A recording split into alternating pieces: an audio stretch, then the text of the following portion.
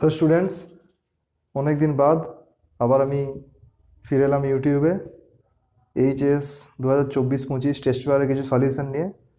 যদিও এটা first video, আমি 217 এসসি 217-র এমসিকিউগুলো এখানে করার চেষ্টা করছি। আর তোমরা যদি এরকম ভিডিও ভবিষ্যতে পেতে চাও তাহলে আমাকে বলতে পারো, আমি আবার যে পেজটা করবে সেই পেজটার ভিডিও আমি অবশ্যই করে তোমাদের সাহায্য করব। তো এসসি 217-র পেজটার দেখো এমসিকিউ ফার্স্টের কোশ্চেনটা, 2 কুলম্ব তড়িৎ ইলেকট্রনের সংখ্যা হবে। আর ফর্মুলা হচ্ছে কিউ সমান এনই, এনটা হচ্ছে নাম্বার অফ ইলেকট্রনস, এন সমান কিউ বাই ই। কিউ হচ্ছে 2 কুলম্ব আর ই হচ্ছে 1.6 10⁻⁻19 কুলম্ব। তো এই 2 ইন্টু এইটার যে ভ্যালুটা হয় 1/1.6 10⁻19, এটার ভ্যালু হয় 6.25 10⁻18। মেবি আমি ভুলে গেছি, হতে পারে এটাই হবে হয়তো। তো যদি এটাকে মাল্টিপ্লাই করা হয় তাহলে কোনটা আসছে, মেবি 12.5 10⁻18 সংখ্যক এটা আসছে। তাহলে অপশানসগুলোর মধ্যে সি, মেবি সি রাইট আছে।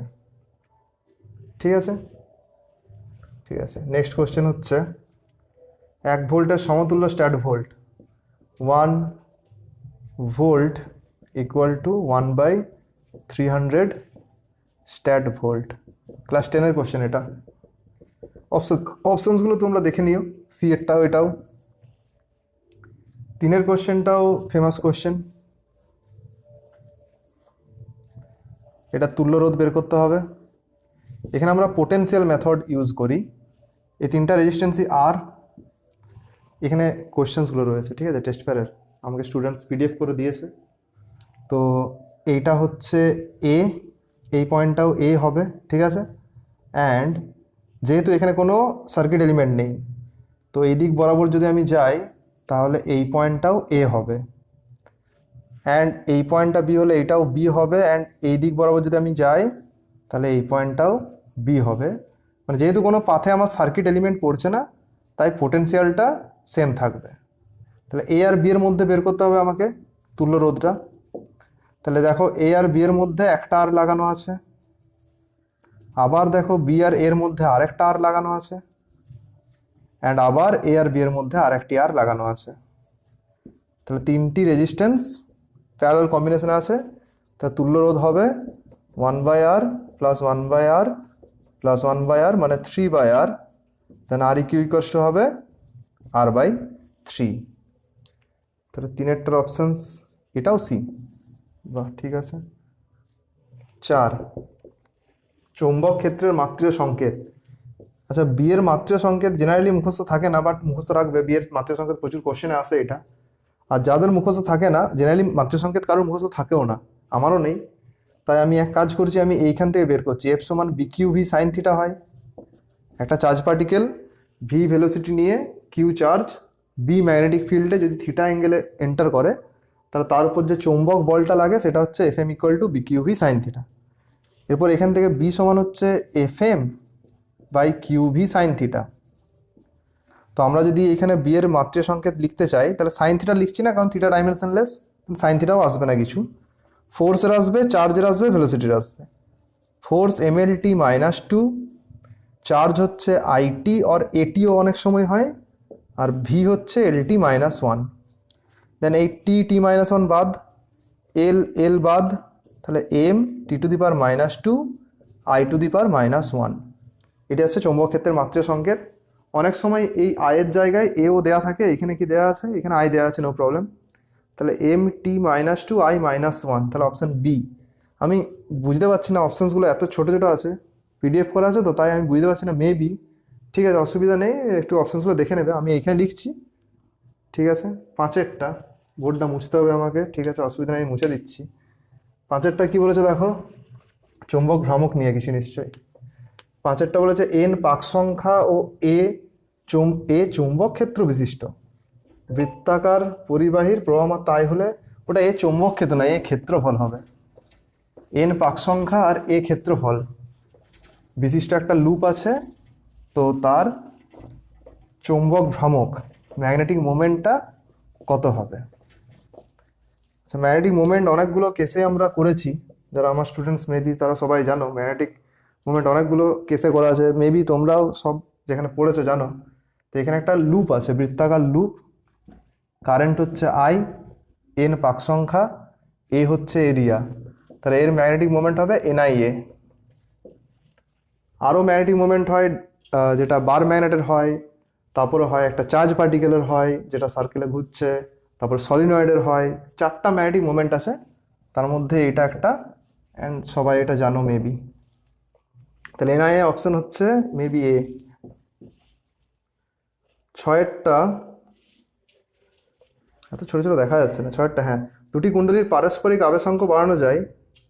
পারস্পরিক আবেশাঙ্ক এম, এম সমান কে রুট L1 L2,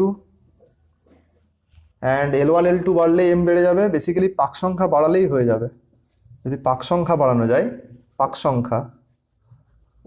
সংখ্যা যদি প্রাইমারি অ্যান্ড সেকেন্ডারি কয়েলের যদি পাক সংখ্যা বাড়িয়ে দেওয়া যায় তাহলেই বেড়ে যাবে। তার মানে অপশান কুণ্ডলী দুটির পাক সংখ্যা বাড়িয়ে, অপশান বি। তারপরে কোশ্চেন, একটি পরিবর্তী প্রবাহের সমীকরণ আই সমান 3 sin omega t plus 4 cos omega t. I সমান যদি এরকম ফর্ম্যাটে থাকে a sin omega t plus b cos omega t, তাহলে আই আরএমএস এর ফর্মুলা হচ্ছে √a² প্লাস b² বাই 2। আর সমীকরণ যদি এটা হয় তাহলে এই কোশ্চেন অনুযায়ী এটা 3, বিটা 4 বাই 2, তাহলে আসছে এটা 5/√2 অ্যাম্পিয়ার। অপশন হবে ডি। নেক্সট কোশ্চেন, তড়িৎচুম্বকীয় তরঙ্গের উৎপত্তি হয় ত্বরণযুক্ত গতিশীল আধানের জন্য। এটা আমরা সবাই জানি যে যদি একটা চার্জ পার্টিকেল অ্যাক্সিলারেটেড হয় তাহলে সেখান থেকে electric field, magnetic field and electromagnetic wave radiated হয়। আর এটাও বলে রাখি এর রিলেটেড যে স্থির তড়িদাধান থেকে অনলি ইলেকট্রিক ফিল্ড, আর সমবেগে যদি তড়িদাধান গতিশীল হয় তাহলে electric field and magnetic field এই দুটোই প্রডিউসড হয়। আর যদি ত্বরণ সহ হয় তাহলে electric field, magnetic field and তার সাথে তড়িৎচুম্বকীয় তরঙ্গ নির্গত হবে। 9টা বলেছে একই কম্পাঙ্কের দুটি তরঙ্গের বিস্তার 1:3, মানে A1:A2 1/3। এদের ব্যতিচারের সর্বোচ্চ সর্বনিম্ন তীব্রতার অনুপাত মানে I max by I min. একটা formula A1 plus A2 by A1 minus A2 তার হোল স্কোয়ার। তাহলে A1 A2 আমি 1/3 ধরে নিতেই পারি, তাহলে এটা 1 প্লাস 3 1 মাইনাস 3 তার স্কোয়ার। যদিও 1/3 ধরা যায় না, মানে 1K আর 3K, মানে K আর এটা 3K ধরতে হয়, বাট আমি ধরে নিচ্ছি 1 প্লাস 3 1 মাইনাস 3, বুঝতেই পারছো কেগুলো কেটে যাবে। যদিও 3 আর 1 4, আর একদিকে আসছে -2 তার 4, তাহলে 4 4 4:1, 4:1 আসবে, অপশান এ। তারপরের কোশ্চেনটা হচ্ছে 10এরটা, ওই হ্যাঁ 10এর এই কোশ্চেনটা ভালো বটে। এই কোশ্চেনের রিলেটেড অনেকগুলো প্রমাণ আছে যেটা তোমাদের এবারে পরীক্ষায় আসার চান্স খুবই বেশি। আমি ট্রাই করব তোমাদের এইচএসে যে প্রমাণগুলো আসবে অপটিক্স থেকে বা যে কোনো ইয়ের থেকেই, আমাদের চ্যাপ্টার্স থেকে, সেগুলো একটু ডিসকাস করে দেওয়ার। দেখি সময় পেলে অবশ্যই সেরকম ভিডিওসও বানানোর চেষ্টা করব। তো 10এরটা বলেছে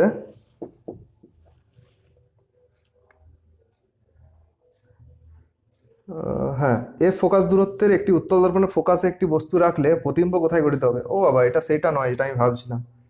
ফোকাসে রাখলে ইনফাইনাইট হবে।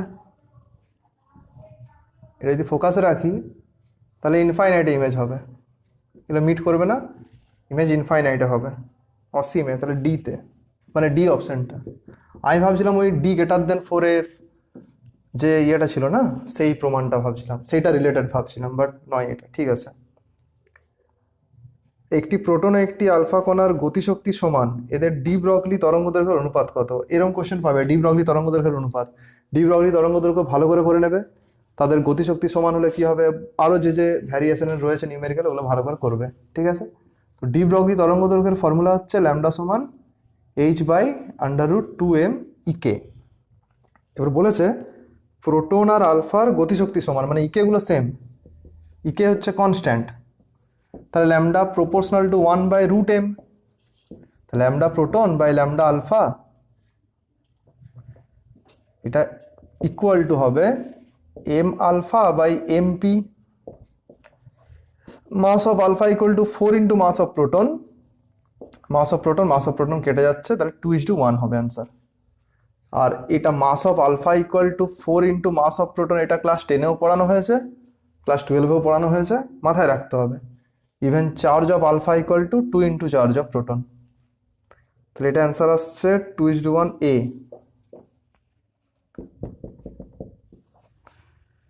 নিউক্লিয়ার রিঅ্যাক্টরে মডারেটরের কাজ হলো, মডারেটর হচ্ছে এখানে ভারী জল, গ্রাফাইট, এগুলো মডারেটর, যেগুলো ওই যে ফাস্ট নিউট্রন যেগুলো বেরোচ্ছে, 1টার থেকে 3টে নিউট্রন হচ্ছে, 3টার থেকে 9টা, 9টার থেকে 27টা, এই ফাস্ট নিউট্রনগুলোকে স্লো নিউট্রনে কনভার্ট করে দেওয়া। মানে অপশান হচ্ছে উচ্চ গতিশক্তি সম্পন্ন নিউট্রনের গতি কমানো, মানে অপশান বি। আর ভালো মডারেটর হচ্ছে ভারী জল, D2O, গ্রাফাইট, এগুলো হচ্ছে খুব ভালো মডারেটর। XIII বলেছে যে অপদ্রব্য পরমাণু জার্মেনিয়ামের সঙ্গে মেশালে এন টাইপ অর্ধপরিবাহী হয়। তাহলে এন টাইপ অর্ধপরিবাহী পেন্টাভ্যালেন্ট মেশাতে হবে। পেন্টাভ্যালেন্ট বলতে boron, indium, arsenic, aluminium. Arsenic হবে, আর্সেনিক হচ্ছে পেন্টাভ্যালেন্ট। আর ইন্ডিয়াম হচ্ছে ট্রাইভ্যালেন্ট, ইন্ডিয়াম মেশালে কিন্তু পি টাইপ হয়ে যাবে। তাহলে অ্যান্সার হচ্ছে আর্সেনিক। এন টাইপ মানে পেন্টাভ্যালেন্ট মেশাতে হবে। আর লাস্ট কোশ্চেন XIV, এটা একদম সোজা কোশ্চেন। উপগ্রহ যোগাযোগ করা হয়, এটা আমাদের হবে স্পেস ওয়েভ, মানে অপশান সি। XIVটা হবে অপশান সি, স্পেস ওয়েভের সাহায্যে উপগ্রহ যোগাযোগ করা হয়। তো ঠিক আছে, আমাদের এইটুকুই আজকে। আমি ট্রাই করব আরও এইরকম MCQ পেজেস কনভার্ট, মানে তোমাদেরকে করার, প্রোভাইড করার। তো যদি তোমাদের এমনিতে কোনো সমস্যা থাকে তাহলে আমাকে এই নাম্বারে কল করতে পারো আর মেসেজ করতে পারো। এইচএসের সাজেশন আমি একটা দিয়েছি, যদি তোমরা আমাকে বলো যে হ্যাঁ আমাদেরকেও প্রোভাইড করো, মানে আর কি আমার স্টুডেন্টস বাদ দিয়ে আরও যারা আছে, তারা আমাকে অবশ্যই এই নাম্বারে মেসেজ করতে পারো, আমি অবশ্যই প্রোভাইড করব। আর এনি যা কোশ্চেন্স থাকবে আমাকে এই নাম্বারে অবশ্যই মেসেজ করতে পারো বা কল করতে পারো, আমি অবশ্যই চেষ্টা করব তোমাদের যথাসম্ভব হেল্প করার। Thank you.